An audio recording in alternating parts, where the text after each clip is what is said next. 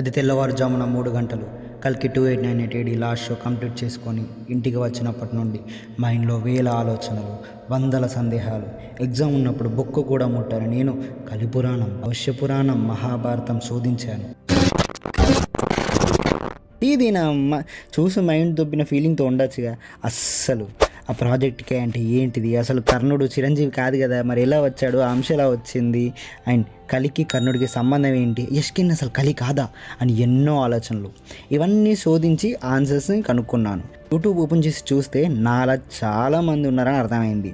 So మీకోసం ఈ details అన్ని తీసుకొచ్చాను. సో మైండ్ పోగొట్టుకోవడం రెడీగా ఉండండి. This is lucky, welcome back to Jalsa pedia. ముందుగా వాట్ ఈస్ ప్రాజెక్ట్ కే. మనకి మూవీలో ప్రాజెక్ట్ కే అని లేడీస్ని ప్రెగ్నెన్స్ చేయడం చూస్తారు. వాళ్ళలో సీడ్ ఇన్సర్ట్ చేస్తారు. బట్ ఆ సైంటిస్ట్ యష్కిన్ని సీడ్ ఎవరిది, అసలు ప్రాజెక్ట్ కే అంటే ఏంటి అంటే చెప్పడు. అండ్ ఈ సీడింగ్ వల్లే సుమతి ప్రెగ్నెంట్ అవుతుంది, కల్కికి జన్మనివ్వబోతుంది. ఒకసారి కల్కి పురాణం చూస్తే శంబాలలోని ఒక బ్రాహ్మణుడికి సుమతికి కల్కి పుడతారని చెప్తారు. ఒకవేళ ఆ సీడ్ యష్కిన్ అయితే అది కల్కి అయి ఉండకూడదు, లేదా యష్కిన్ కలి కాకుండా ఉండాలి. కానీ ఆ కడుపులో ఉంది కల్కి అని మనకి చాలా ప్రూఫ్స్ ఉన్నాయి. అండ్ కలి ఈజ్ ఎ బ్యాడ్ పర్సన్, శంబాలాకి చెందినవాడు కాదు, శంబాలాకి చెందిన పర్సన్కి పుడతాడని ఉంది. సో యష్కిన్ సీడ్ అయితే యష్కిన్కి శంబాలా తెలిసి ఉండాలి, కానీ యష్కినే శంబాలా ఎక్కడ ఉందని వెతికిపిస్తూ ఉంటాడు. సో ఆ సీడ్ ఎవరిదో పవర్ఫుల్ పర్సన్ది, బికాస్ ఏ అమ్మాయి కూడా 90 డేస్కి మించి మోయలేకపోతుంది. మేబీ అది శ్రీకృష్ణుడు డిఎన్ఏ అయి ఉండాలి. ఆ డిఎన్ఏని ఎక్స్ట్రాక్ట్ చేసి ట్రై చేస్తూ ఉండాలి. అది ఎలా చెప్తున్నావు బ్రో శ్రీకృష్ణుడు డిఎన్ఏ అని అంటే, థియరీ ఏంటి అంటే వాళ్ళు మైనింగ్ చేస్తూ ఉంటారు, అప్పుడే అర్జుని గాంధీవం దొరుకుతుంది. సో మేబీ అలానే ఈ డిఎన్ఏ దొరికి ఉండాలి. డిఎన్ఏ అనేది ఏదైతే ఉందో మనకు మామూలుగా కార్తికేయ మూవీ చూస్తే, సో ఆ కడియం నుండి ఎక్స్ట్రాక్ట్ చేస్తారు. సో దానిలో డిఎన్ఏ వేల డిఎన్ఏ ఉన్నాయి, దానికి ఆ డిఎన్ఏతో రోగాలు కుదిరించవచ్చు అని చెప్పేసి మన కార్తికేయ 2 మూవీలో చూసాంగా. సో అలానే వీళ్ళు కూడా ఎక్స్ట్రాక్ట్ చేసి ఉండాలి. నెక్స్ట్ వచ్చేసి అది కృష్ణ డిఎన్ఏ కాబట్టి ఎవరు 90 డేస్కి మించి మోయలేకపోతున్నారు. So this project K is about project Krishna to get కల్కి. And another question is Yaskin is not Kali and climax explained. ఏంటి బ్రో ఏమేమో మాట్లాడుతున్నావు, ఎంతమంది ఏమో ప్రెగ్నెంట్దేమో సీరం వచ్చేసి మనోంది కాదు అంటున్నావు యష్కిన్ది, ఇప్పుడేమో యష్కినే కలి కాదంటున్నావు అంటే, అందుకే వీడియోని పర్ఫెక్ట్గా ఎండింగ్ వరకు చూడండి, మీకు అన్ని క్లారిటీ ఇస్తాను. అయినా ఇంతకుముందు చెప్పింది చూస్తే ఆ ప్రోగ్రామ్ ఆ సిరంతో బేబీ బర్త్ కోసం యష్కిన్ ట్రై చేస్తూ ఉంటాడు. కానీ యష్కిన్ కలి అయితే కల్కి పుట్టకుండా అసలు పర్ఫెక్ట్గా బర్త్స్ అన్నీ ఆపేయాలి. బట్ బర్త్స్ కోసం ఒక సెక్షన్ పెట్టాడు. అండ్ కల్కి కోసం కృష్ణ సిరంని మోయిస్తున్నాడు. అండ్ కలి ఎర్త్ని నాశనం చేయాలా, బట్ తనే వాటర్ అండ్ ఎన్విరాన్మెంట్ని ప్రిజర్వ్ చేస్తున్నాడు. అండ్ కలి ఈజ్ ఎగనెస్ట్ గాడ్, బట్ తన కాంప్లెక్స్కి కాలభైరవుని స్టాచ్యూ అనేది పెట్టాడు. అండ్ తను ధ్యానం చేస్తూ ఉన్నాడు. అసలు ఎవరు ఆ యష్కిన్ అంటే, సో ఈ యష్కిన్ దేవుడు అవ్వాలి అనుకునేవాడు. సో తనను తానే దేవుడు అని అనుకుంటున్నాడు. అండ్ ఈ హ్యూమన్ బీయింగ్స్ అందరి మీద కోపంగా ఉన్నాడు. ఈ ఎర్త్ని ఏదైతే డిస్ట్రాయ్ చేస్తున్న హ్యూమన్స్ ఉన్నారో వాళ్ళ మీద పిచ్చి కోపంగా ఉన్నాడు. అండ్ డాక్టర్ని అప్పుడు చంపేటప్పుడు మీరేం చేస్తున్నారు, మీరెందుకు ఈ ఎర్త్ని నాశనం చేయడానికి మీకెవరు పవర్ ఇచ్చారు అని అంటాడు. నేచర్ని పర్ఫెక్ట్ పర్సన్స్కే అందాలి అనే మైండ్ సెట్లో ఉన్నవాడు. అందుకే కాశీ మొత్తానికి తనే దేవుడు అని చెప్తాడు. అండ్ ఈ ప్రెగ్నెన్సీ ఎందుకు అంటే కల్కి పుడితే ఆ సిరంతో తానే కల్కి అవ్వాలని.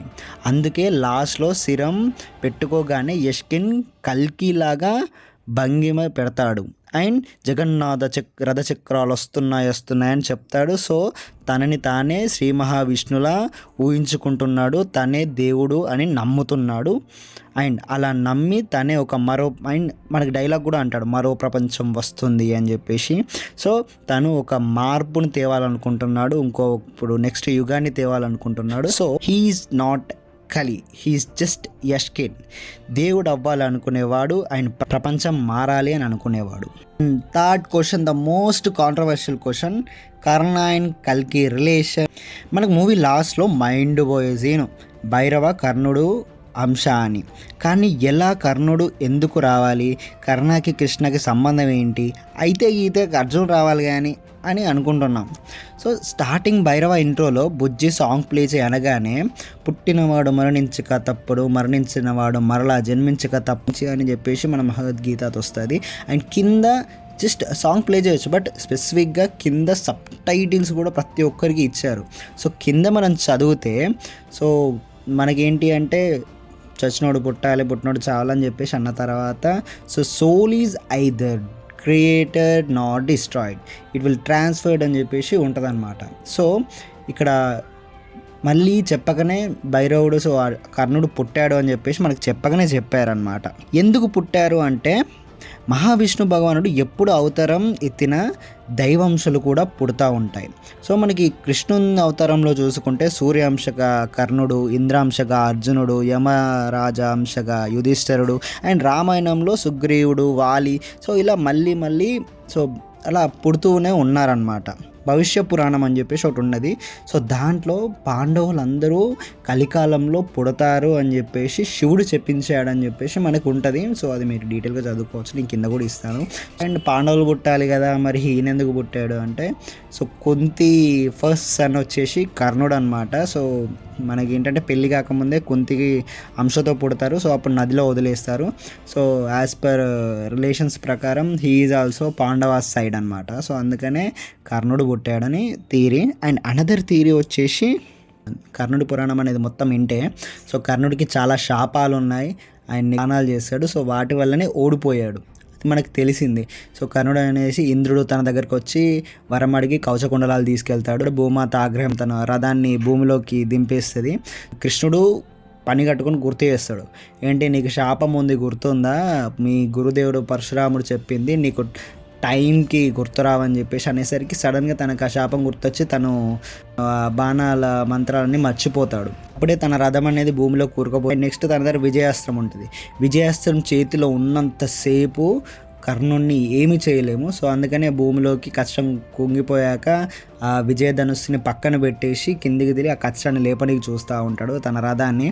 సో ఆ రథం ఎంతకి లేదు, భూమి ఒక ఇంచు, భూమి మొత్తం పైనకి లేసింది కానీ అది లేవకుండా ఉండే. సో ఆయుధం లేనప్పుడు నిరాయుధంగా ఉన్నప్పుడు కృష్ణుడు అర్జునుడిని బాణం వేయమని చెప్పేస్తాడు, అట్లా వేసి చంపేస్తాడు. సో చనిపోయేటప్పుడు కర్ణుడు అంటాడు, సో నేను నిరాయుధుడిగా ఉన్నప్పుడు నువ్వు బాణం వేయమన్నావు, ఇదే ధర్మమా అంటే కృష్ణుడు అంటాడు, నువ్వు అధర్మం వైపు నిల్చున్నావు కర్ణ, నువ్వు అది చేసిన ఏకైక తప్పు అదే అని చెప్పేసి మాట్లాడతాడు. సో వచ్చాక అదే దాంట్లో కృష్ణుడు శాంతించాక వరం ఇస్తాడు, సో నేను నెక్స్ట్ మళ్ళీ కలికి ఇలా పుట్టబోతున్నాను, అప్పుడు నువ్వు మరలా పుట్టి ధర్మం వైపు నా వైపు నిల్చుంటావు అని చెప్పేసి వరం ఇస్తాడు. సో ఇది థియరీ అనమాట. సో ఆ థియరీ ప్రకారంగానే సో అధర్మం వైపు నిల్చున్న అశ్వత్థామ, అధర్మం వైపు నిల్చున్న కర్ణుడు ఇద్దరు ఇప్పుడు ధర్మం వైపు నిల్చోవడానికి కలికి అవతారానికి హెల్ప్ చేస్తారని చెప్పేసి వరాలు ఇచ్చాడు అనమాట. ఇప్పటికే చాలా లెంత్ అయిపోయింది గైస్, బట్ నెక్స్ట్ వీడియో ఇంకా బిభత్సంగా ఉండబోతుంది. సో నేను ఈ వీడియోనే మధ్యలో వరకు చాలామంది ఆపేసి ఉంటారు, బట్ చూసిన వాళ్ళు లాస్ట్ వరకు చూసిన వాళ్ళు థ్యాంక్స్. అండ్ నెక్స్ట్ వీడియో మాత్రం భైరవానే కల్కికి ఫాదర్, సో విత్ ప్రూఫ్స్ చెప్తా. అండ్ యష్కిన్ కలి కాదు అని చెప్పానుగా, మరి కలి ఎవరు, అండ్ పార్ట్ 2 అంటే ఇప్పుడు కలి 2898 ఉంది కదా, దీనికి కలికి 298లో నెక్స్ట్ పార్ట్లో స్టోరీ ఏముండబోతుంది అనేది నెక్స్ట్ వీడియోలో చెప్తాను. సో నెక్స్ట్ వీడియో ఫస్ట్ కావాలి అనుకుంటే పార్ట్ 2 అని కామెంట్ చేయండి. That's it guys. ఈ వీడియో మీకు నచ్చినట్లయితే లైక్ చేసి సబ్స్క్రైబ్ చేయండి. లాగ్ అవుట్ తెలుసా పీడియా.